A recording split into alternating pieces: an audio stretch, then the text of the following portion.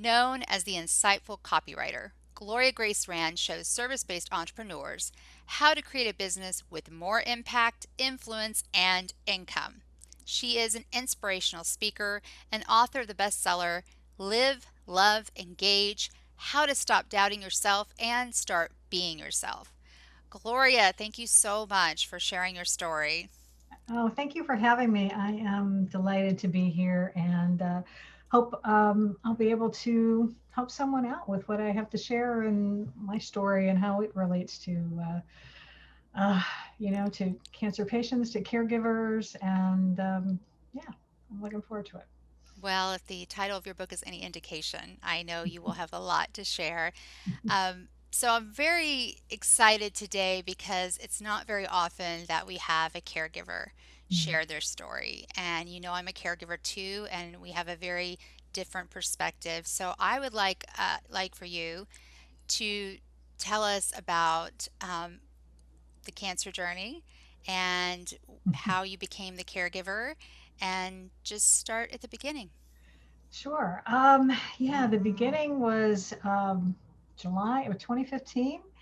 And my older sister, she was 10 years older than me, called me to say that she'd been having this pain and in her upper, I guess in her leg or something, but it was affecting her leg. And she was a massage therapist and she'd been trying different things and she tried massage and she tried acupuncture and I think even Reiki or something, and the pain wasn't going away, it was even getting worse. And so she decided she was going to go see her general practitioner and go in for an exam and try to figure out what was going on.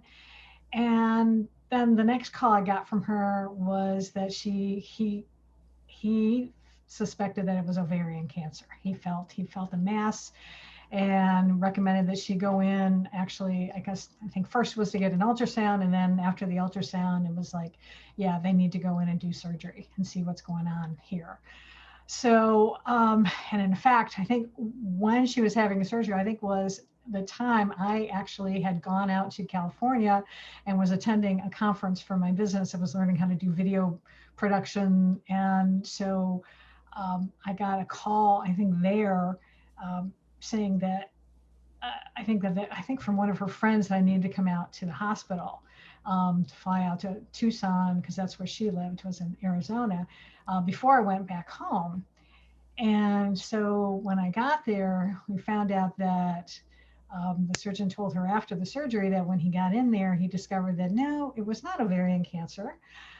What she had was a grapefruit-sized tumor that was wrapped around her psoas muscle, and so he couldn't even take it out because it was tied up with some of the arteries, and he was afraid if he, tried to take it, it could be very dangerous. She could possibly lose her life. So he left it alone, and at first he thought it was leiomyosarcoma, was the initial diagnosis. And then after doing some more testing, and it turned out that it was rhabdomyosarcoma, which was number one, this was bizarre that she had cancer in the first place because my sister was healthy, healthy, healthy.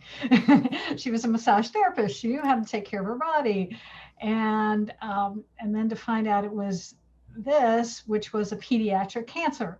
And my sister was, let's see, I guess 63 at the time, I guess, when she was diagnosed. Very So rare pediatric yeah, cancers, yes, it's a extremely very rare rare. case. And in fact, I think I did some research. I mean, it's like, one in like, I don't know, 30,000 or something, even cases. I think possibly in the US or something, or maybe even in the world. It was just an extremely small amount. Yeah. It's crazy. And in fact, I remember that her oncologist even said that really the chances of her getting this cancer were like getting hit by lightning, and which was not exactly, comforting to her at the Right. time, you know. So Um, put to paint a little bit of a fuller picture, she's in Tucson. yeah, You're 10 years younger, so you're 50, in early 50s, right? yeah. And where were you living at this I point? live in Florida, Okay. and Oh, wow, so that's a significant difference. yeah, it That's is a distance. significant difference, right? Yeah, Yeah. and my sister was she's divorced. She didn't have any kids, so basically all she had were her colleagues from where she practiced massage therapy in the office that she worked, and some friends. And so um, essentially, when this happened, I was like, okay, well, thankfully, my kids were grown. They were both, I think they may still have been living at home at the time, or I think my son had moved out. I think he was in an apartment. But regardless, they were all in their 20s, self-sufficient. Yeah, my son was in an apartment. That's right. Because my daughter would have to start picking up the load at home because I started traveling out to Tucson as often as I could to be with her when she was going through chemo. So my kid was having to feed my husband, do laundry and all that fun stuff that I would normally do. And so yeah, so that's what I started doing. But and thankfully I own my own business too. And so that was a huge advantage because I didn't have to like take off time from work. I can work from anywhere as long as I had computer and internet access. So I would, in fact, one time, one of the early, I think, first chemo treatments, I think I wrote a blog article while my sister was getting chemo. I was like sitting there with my laptop, getting stuff done. I think I took a picture over there. So yeah, I was able to continue to do that, but it was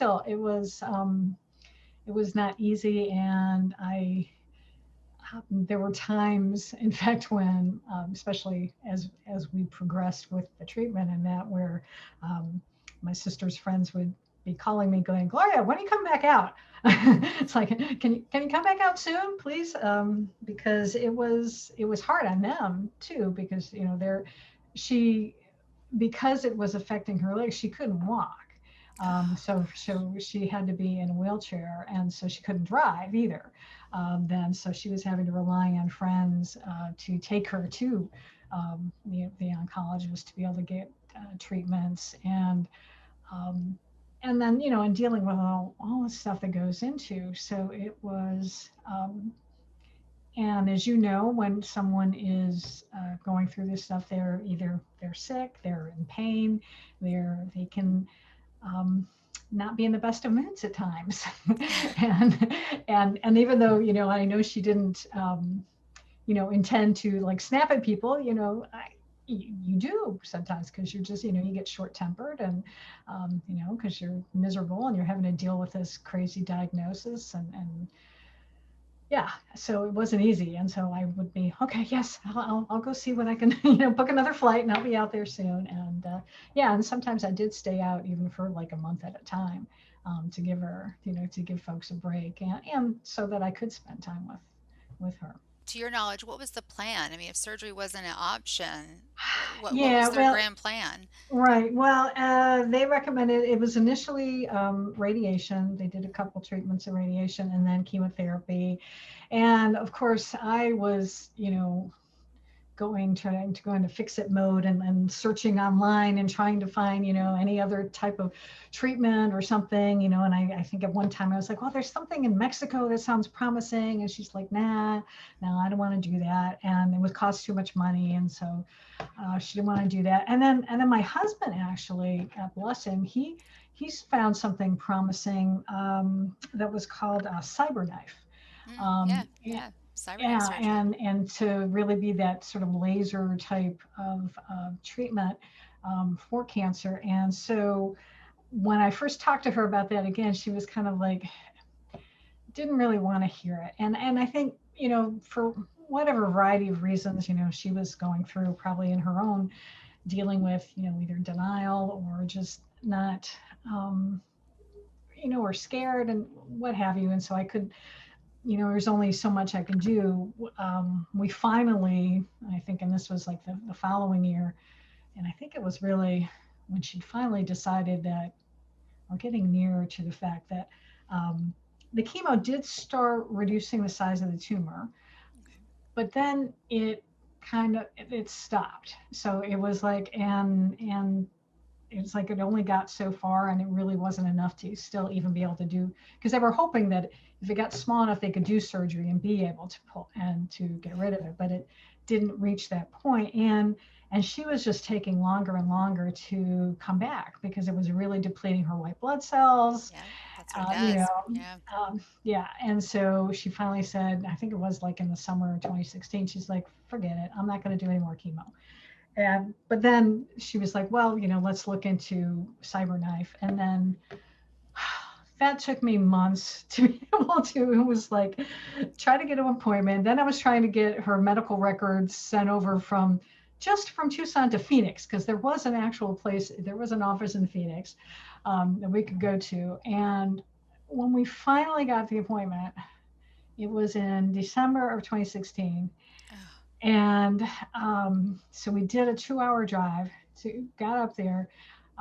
Doctor saw her and actually said, well, you know what? We can reduce the size of the tumor. It's not going to cure you, but it will get you off some of the pain meds, reduce them down, because she was, taking all the lovely, super hardcore stuff, fentanyl patch and wow. all that stuff. That's a lot. So he said, we'd be able to reduce that down and probably extend your life, for a little bit more. And so we left there very hopeful. But that trip, I don't know, or just whatever the timing was, it just knocked her out. And the next day, she like slept most of the day, which kind of freaked me out. It was like, what's going on? And just went into a spiral after that, and just started. It was like it was too late. It was too little, too late. Here's the other thing too. Okay. There's so much going on here. So in October, the end of October, um, she went into the hospital because she had a bowel obstruction. And so I got a frantic call saying, Gloria, you better come out here now because we don't think she's going to make it. I'm Yeah. like, ah. And God bless Southwest Airlines. They got me on a flight, that afternoon. I even got TSA pre-approved. I was like, yes, I got to skip the line. I was like, because I was freaking out. Yeah. And so, but then she rallied and got better from that, but they couldn't do anything more for her at the hospital. And they said, you probably should just go on to hospice care. So that's what she did. And she was in a hospice facility for about a few weeks and then came home, or a week, I think, and then came home. They brought a bed and set it up in her living room. And that was really cool. But when we decided to do CyberKnife, we had to go off hospice care temporarily because it was a chance that she could actually, be Yeah. survive and not do that. Well, then, um, right after, it was like on Christmas Eve, she was really, really failing, and Christmas Day even. And so Christmas Day, I think it was a Sunday, and then Monday was the holiday. And it's like, I got to get her back on hospice care because I can't manage this. She really needs help. And so I was like, calling, and we finally got her back on hospice on Tuesday.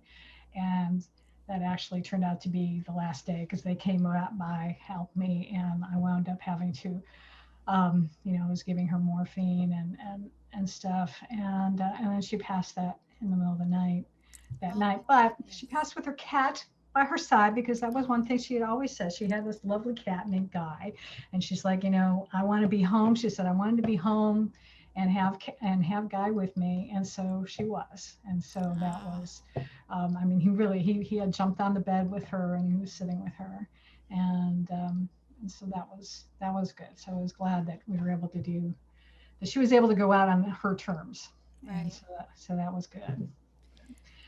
Before this diagnosis, were the two of you close? We were. I mean, we really didn't develop a close relationship until I was an adult, because she went off to college when I was 7 years old, Yeah. and did not move back home again after that. In fact, she kept kind of moving farther west. We grew up in Michigan, and so she went to school in Kalamazoo. Then she transferred to Iowa, and then she wound up living She in did in just keep Arizona. going. So yeah, she kept. Yeah, well, the way our family was not we had not the greatest of uh, environments to grow up in. And so, yeah, I understood why she wanted to get home. So yeah, when I became an adult, we sort of reconnected, and she had come out to Florida a few times, especially when my kids were little. And then she was like, Gloria, you really need to start coming out and seeing me. So I had actually, in fact, I think I'd gone out actually the year before, or a couple years before, when she tried, I know for her 60th birthday, I went out there. If anything good came out of that was that we did got to spend a lot of time together. Yeah. and and even comparing notes about our different childhoods that we had, because it was a little bit different. Yeah.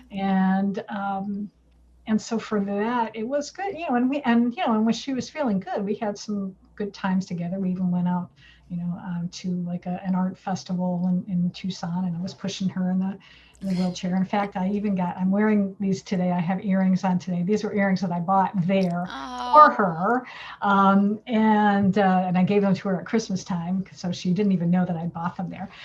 And I thought, oh, I'm going to wear these today, so I'll have a little bit of Michaela oh. with me today.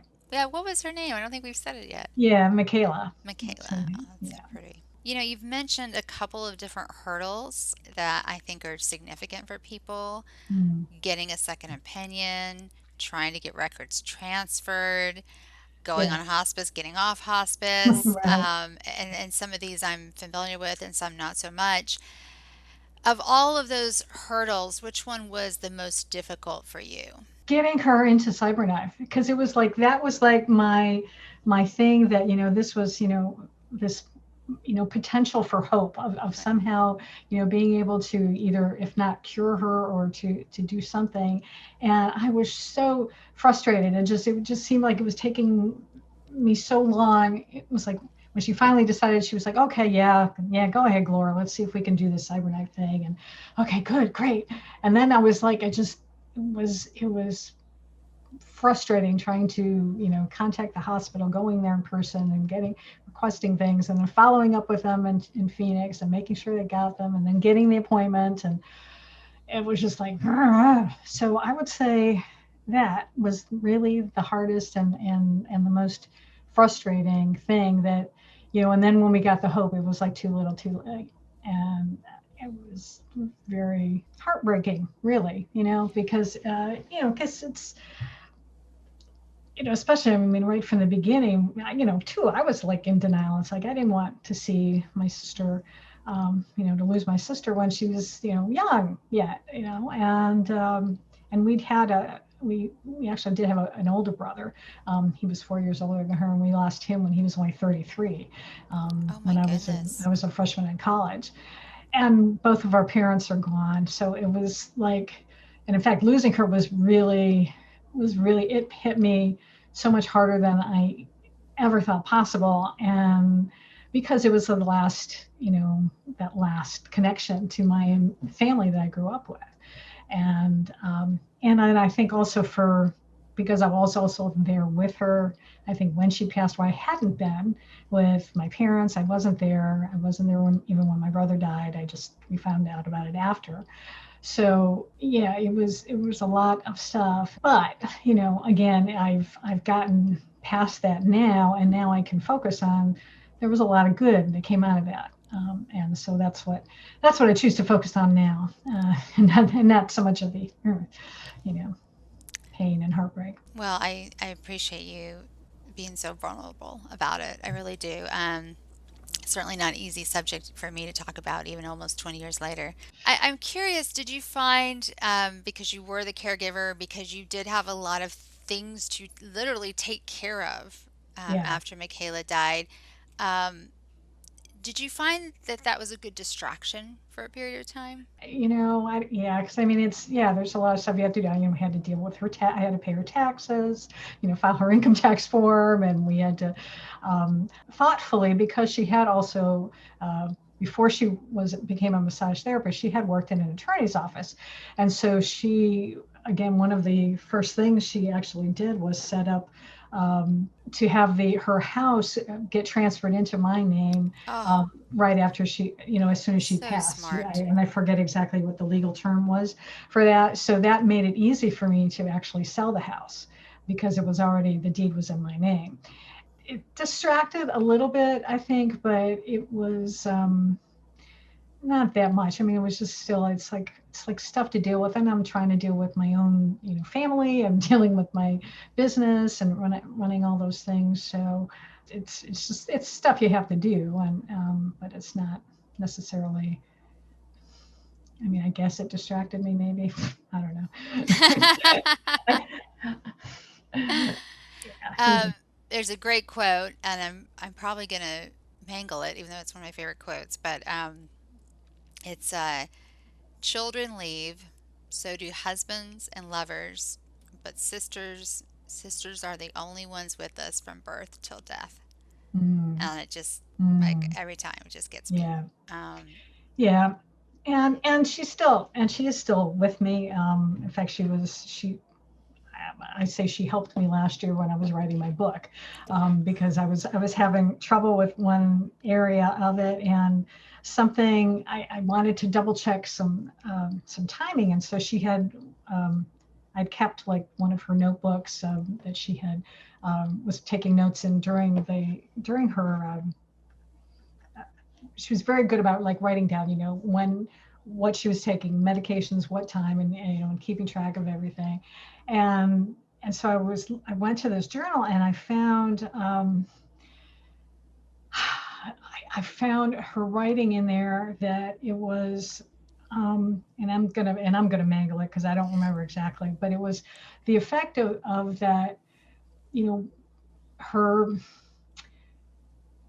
she was why she was doubting that she like even deserved to live, or that she should be fighting the cancer more. It was something about that, and it was like, why am I not, trying to do, trying to be able to survive this or something. And it was very, like I said, I'm not doing a good job of it. I put the actual quote into my book oh, good. that she had written down because it was really, yeah, it was just talking touched this doubtfulness of her worthiness and being enough. And yeah, I think that was kind of it, the gist of it. And that, yeah, it was like, why didn't she feel like she should be fighting this more? And Oh, gosh. and really, it was like at the very end was when she was like, oh crap, yeah, now I really do want to live, because it was, I think she'd sort of given up until the end. Then when the end comes, and it's like, oh, I don't want to go Oh, necessarily now, gosh. which is hard too. And I think this was part of what the hospice helped. They did offer like counseling, and so she was, talking with someone about, end of life things, and being able to, help her a little bit with, being prepared for the end, which was good. So What about you? Did you ever get counseling or? I got some grief counseling afterwards, Okay. but not during. Though I did take advantage of, when she was under the hospice organization, that they would, give me respite, and so someone would come over for a couple hours, and I, got to go to the movies and just kind of take a break. Because essentially when I flew out in October, I then stayed. I stayed there until basically until January, after she passed, so I could then deal with, getting the house ready for sale. So I really was like the full time caregiver for her those last couple months Oh, that yeah. she was here. Well, one of the things I think that actually, no, that not just think, I know helped me, is that I've had a meditation practice for a long time, and so at the time I was the type of meditation I was doing is I would listen to I was listening to this thing called holosync, and that you listen in your a recording that you listen to, and so I would do that first thing in the morning before, she got up, and so I do know that that helped me a lot in being able to um, let me have patience for her, because because there were times when, again, when she could be complaining, or lashing out occasionally, or just complaining about the food I fixed. It was like, well, yeah. Give me more sauce. I like sauce with my chicken, Gloria. It's like, okay, sorry. Next time I'll do more. We'll do that kind of, just little things. So, but yeah, I do think that I do know that the meditating really did help me a lot, and it really was amazing that, and I guess it not really amazing, but I think when you do love somebody and you want to be there for them, you find the strength that you maybe didn't know that you had. Yeah. And I just swallowed a lot of stuff because it's like I could let it go because I know I need to be here for her. I need to do this for her. I need to help her. And like I learned how to handle this wheelchair she had. She had this great little collapsible wheelchair, and I could get that thing, folded up, shove it in the back seat of her car, in no time. And so I learned how to become an expert Oh at yeah. managing that for her, and just and getting it set up. So I had muscles and yeah, and it felt it felt good to be able to just get that out, get that going. I'm going to ask you a question I think would be impossible for me to answer, but I'm going to ask it anyway. Okay. If you could hold on to one memory of you and your sister of any time, Hmm. what would it be and why? The one and that I had actually it was there because it's a fun memory, and it was that the first Christmas that I was there, during that she was going through this, and we. In our family, we always made baked cookies at Christmas time, and so there was a one recipe that my sister I remember as a kid that she would make. That was her one that she always made. And then I started making it for my family too. My family loves them. Oh, They're called pecan crisps, and it's basically just a sugar cookie with, some that you put pecans on the top of it after they bake or while they bake in the oven. And so we're baking. I'm fixing up this batch of cookies for her, and you roll them into balls, and then you take a glass and put sugar on the end of it, and you flatten them down, and then you put the pecans on. And so I'm making these, and she's like, "You need to flatten them more." Like, nice. She's like, "No, you do. They taste better. They come out better if you flatten them." And I'm like, "Okay, fine." So I went through, and I flattened them all better, and put them in the oven. And darned if she wasn't right, they did taste better. I was quite annoyed did you tell that her she was right? yeah, big sisters, go figure. They actually know Yeah. stuff, and so I love that memory. So that's Mm. that's one that I treasure because it was hysterical that she schooled me on how to make cookies. Oh, I thank you for sharing that because I could just feel that, I could feel the memory and I don't even like pecans, but I could Yeah, feel it, want to be there with you. Wow. yeah. What is the one thing that you wish you had known at the beginning of this journey with your sister? I don't know, to try to spend even more time with her because I still I've looked back at my calendar and seeing how many times I flew out there, and there was like I think one period where I was like, oh, I wasn't there for quite a while, and I kind of feel bad about that I should have gone, scheduled another trip in there somehow, but I was, it's tough because I was trying to, my family wanted me at home too, and they didn't Right. want me to be out there. And we had even asked her to come here, to come to Florida. And I mean, early, right at the beginning, and said, you can get treatment here. You can go, we've got lots of cancer centers in I'm the state of sure. Florida. But she didn't want to leave. Well, she didn't want to leave her home. She didn't want to leave her cat. And I said, you can bring the cat, but then again, we do have two cats and two dogs here, so probably wouldn't have been very good for Guy to come all the way across country and to be, involved with all these animals. So, and maybe I wish I had known if there's any other way if there's anything I could have done, even just to help her emotionally. I believe all of these things happen, either for a reason or we just have to go through them. If you could only do one thing to improve healthcare in the US, what would it be and why?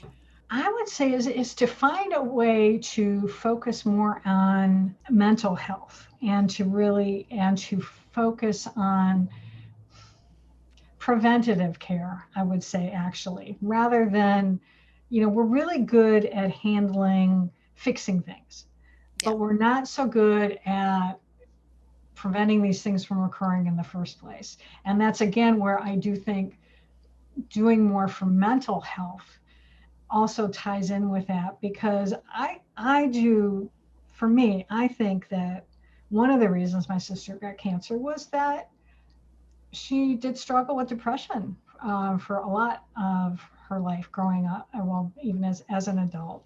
Um, as I said, my dad was an alcoholic, and my mom um, had quite a bit of a temper, and I know especially that my sister did not have the best childhood, and but she also, God love her, she also hung on to that resentment, I think, for quite a long time, and blaming my mom, for how things happened in her life, so I think if there's some way that we could spend more time on to helping people with depression and helping people to really love themselves and to be able to, even when they do get some type of illness or to get cancer, that they could be able to manage it better, and to look for other ways of treatment. I feel like I got to know a little more about Michaela. I really love it. And you too. Mm. Are you ready for the Thriver Rapid Fire? Okay, all All right. right, let's have some fun.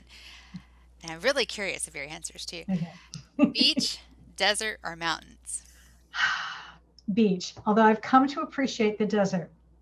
You I like, have. yes, I can appreciate the beauty of Tucson now. The first time I went out there, I was like, yeah. But after spending, Yeah. over a year and a half going out there a lot, it does have its beauty, but I'm still a beach girl. Yeah. Give me the ocean. Yeah, me too. That's it. Yeah. Beach Boys, Beatles, or Rolling Stones? I like them all. It was hard. It's hard to decide because it depends on my mood, frankly. You Okay, know, right now. What's your mood Yeah, right right now. Okay, since we're talking about the beach, we'll go to the Beach Boys. It's lighthearted and stuff. Yeah. now? What is one word that best describes you? Wow. Well, thoughtful came to mind first, which was interesting. I would not have necessarily have used that, but that seemed to come up, so I'm going to go with it. Okay. Maybe Yeah. someone gave you that word. Yeah. Before you die, what is the last song you want to hear? So the Hallelujah chorus is coming to mind, which is interesting. That I, maybe it's like you've made it. Hallelujah. Yeah. Yeah. I'm gonna go with that today. That, by the way, that is the one question of these kind of fun questions that is tough for everyone. Yeah. That's the Yeah. one. What is the last meal you want to eat? Ooh, I do like scallops. Nice broiled sea scallops are good, and I don't know, with some other lovely vegetables and a salad. That would be good. Yeah. All right. The last person you want to see. I'll say my kids. So I want to see both of them, my Oh. son and daughter. Yeah. And what will be the last words you will speak? I'm done. I'm done. Yeah. And hopefully it will be that because I'm anticipating going another 50 years and accomplishing stuff. So I want to be able to I, say, I'm done. I'm done. I I'm like done. it. Yeah. Oh gosh. Aside from Cancer U, what is one resource you would recommend for cancer patients and caregivers? So this is also a really good time. I want you to talk about your book too. Yeah, absolutely. I would recommend, it's an organization that I found out about last year. It's called Chemo Buddies for Life. Oh, I don't think I've heard of this one. Okay, we'll make sure we Yeah, put it in the notes. Okay. Yeah, they've got a big Facebook presence, and I think they're kind of tweaking their website at the moment. But what they do is they provide support for not only cancer patients but also for caregivers. And yeah, they're run by a wonderful woman, and and Tamara Hunter, and I participated in a fundraiser for them last year. And I think if I'd known about them with my sister, I think it would have been good for her to be able to have, even though there were some cancer support groups, to be able to have like one person that she could really talk to about things she was going through, and that I could, actually talk to as well. So yeah, Okay, so that's what great. I recommend. All right. Yeah. And tell us about your book, Live, Love, Engage. Tell us about the book. Yeah, this was a book that the idea for it came actually like a couple days before about a week before I flew out to Arizona, that last time in October. And I was meditating as I normally do, and this idea thought came in my head that said, you should write a book about love. And I'm like, I do marketing. Where's this coming from? This makes no sense. You write a book about love. And but for some reason I still just sat. I then, went to my computer and I started writing and just kind of noodling about this. And it was like, oh, love is an acronym. Oh, well, that's interesting. Okay.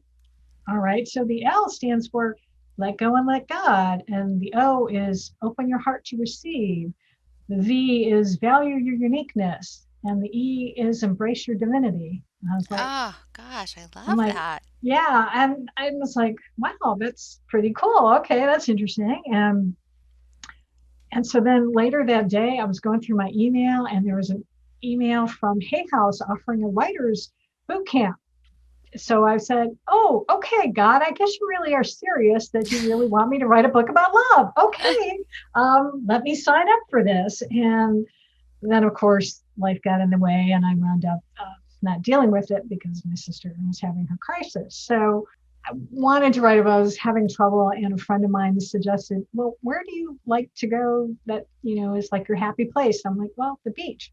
And she's like, well, go right there. And so I was only an hour drive. I'm only an hour drive from the beach. And so Friday mornings I would drive out and sit for a Oh, couple of hours and write in my notebook and just say, okay, God, what do you want me to say about this stuff? And what does this mean?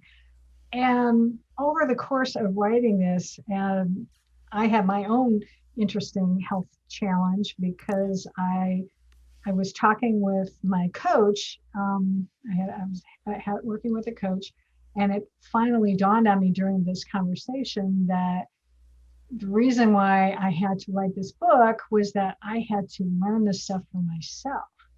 It mm, was like that was what was going on, and it just all of a sudden just really dawned on me crazily.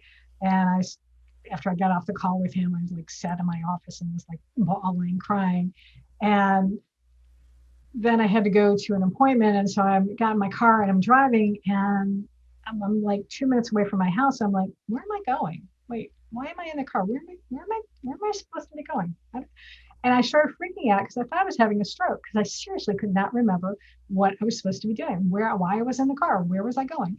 And so I wound up pulling over. I called my daughter, who I thought I called one time, but evidently I called her like 6 times, said the exact same thing every time, freaking her out just a bit because she's like, oh what my is going on with goodness. mom? Yeah. And so I wound up, she called an ambulance. I went to the emergency room and got checked out. And it was just like this weird kind of amnesia that people get, just a temporary thing that's brought on by stress. If you have a history of migraine headaches, which I did, if you've done some exertion, exercise, I just won a half marathon the weekend before. So it's like, okay, tick, tick, tick. This makes sense. All right, Yeah. good. Um, but it was like I attribute it to God knocking me on the head and saying, "Yeah, I'm serious. This is you needed to learn this stuff."